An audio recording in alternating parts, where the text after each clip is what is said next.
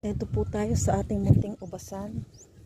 Ngayon po ay May 16, 2026. Ayan po ang ating ubasan. Ito po yung unang greenhouse ko. Ayan. Konti na lang ang bunga kasi na-pick na nila. Konti na lang natitira. Ayan. Kasi may mga parating pa. So may tinira akong konti para sa aking mga titas. Ayan. May konting natira. Tapos ayan po ang isa pang greenhouse. May greenhouse pa sa likod ng kubo. So nag-start na rin bunga. Tapos ito yung pangatlong greenhouse. Naka-greenhouse ko talaga siya. Ito pa nag-start na rin tong magbunga eh.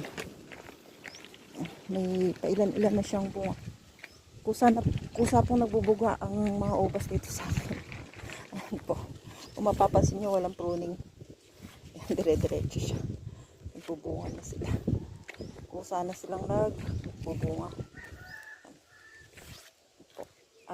Ito po, tinitrain ko pa lang po sila. Naka-fence tie po ako ng railings ngayon. Yung po naka-overhead eh. Sa isang greenhouse. Tapos yung isang greenhouse ko pa, yung pangalawa, naka-overhead din. Tapos ito yung mga bago kong graph. Yan. May mga kasunod na silang bulaklak. Bagong tugtong po yan. Oh.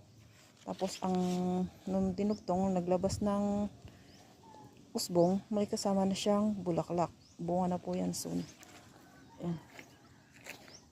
Tayo po ay nasa Sitio Pintol, Barangay San Jose, Laur, Nueva Ecija.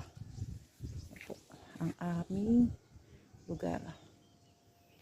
Iba-ibang variety. Nasa 70 plus na variety. Pero yung iba po piniphase out ko na kasi hindi ko gusto. So, i-upgrade ko na. Papalitan ko ng ibang variety na nakuha ko sa ibang bansa. Ayan po ang ating area. Thank you po.